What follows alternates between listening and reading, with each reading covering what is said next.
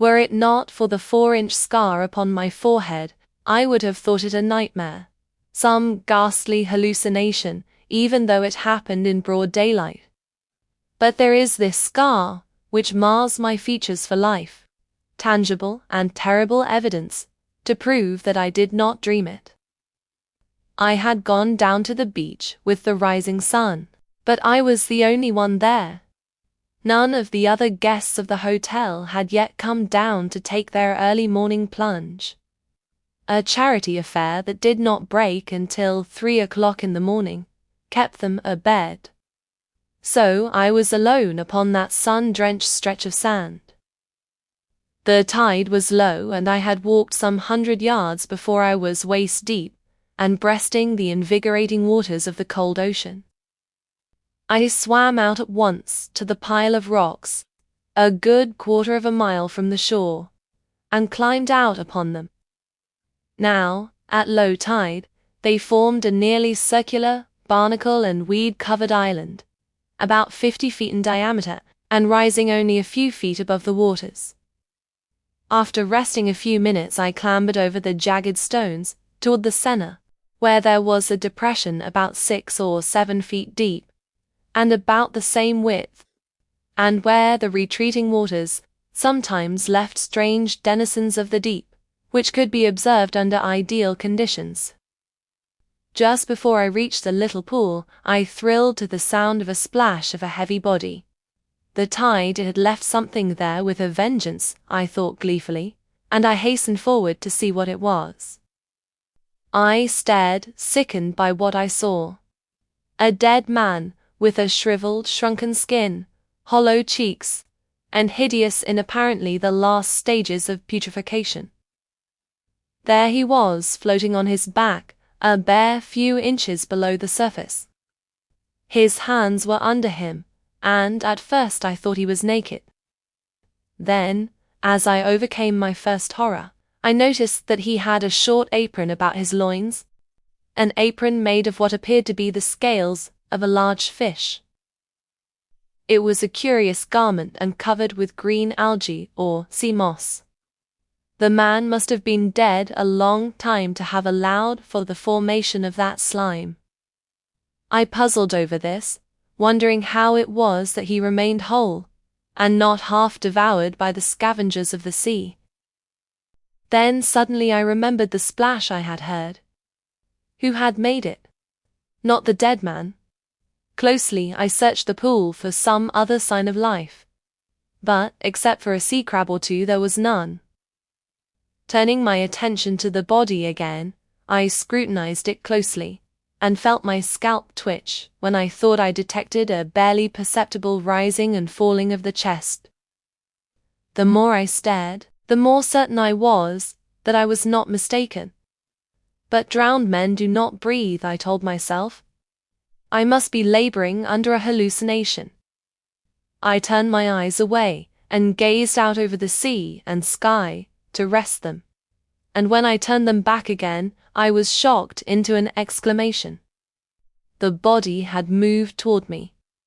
I could still see the faint traces of the eddy it had made to reach me.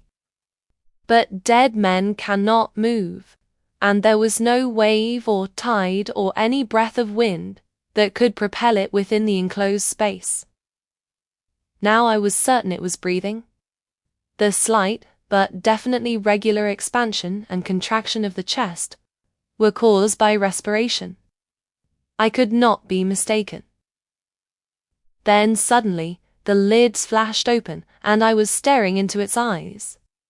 And they were the eyes of a living creature, sea green and evil, that probed through mine into the very recesses of my brain with satanic curiosity.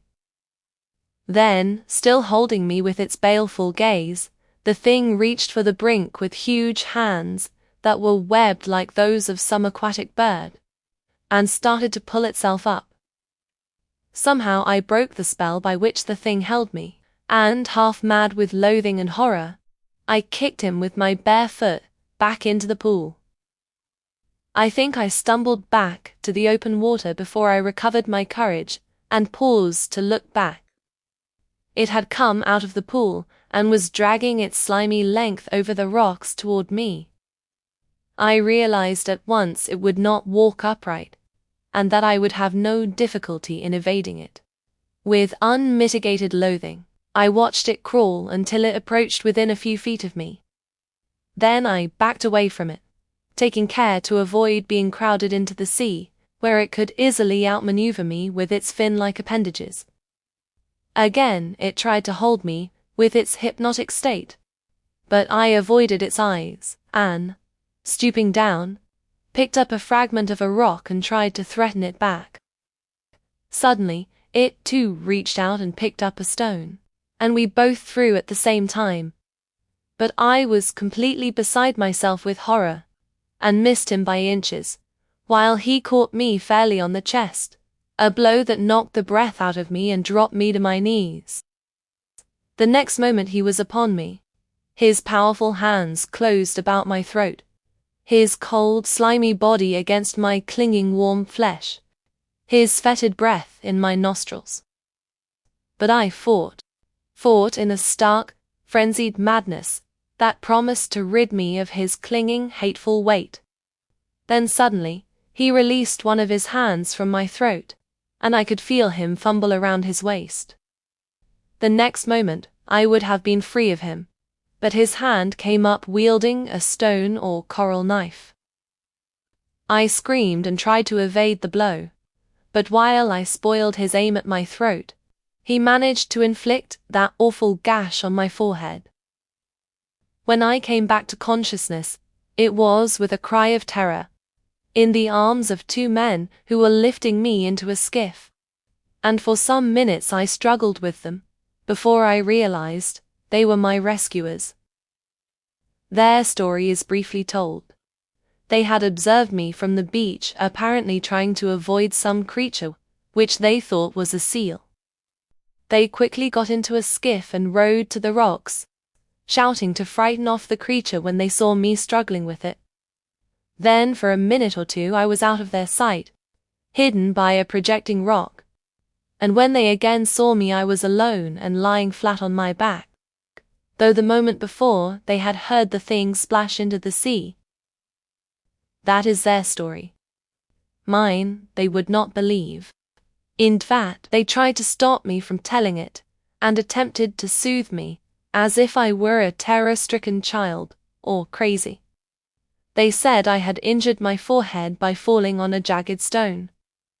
But that day 2 bathers were pulled down to their death by some creature of the sea. Sharks, they all said. But I know better.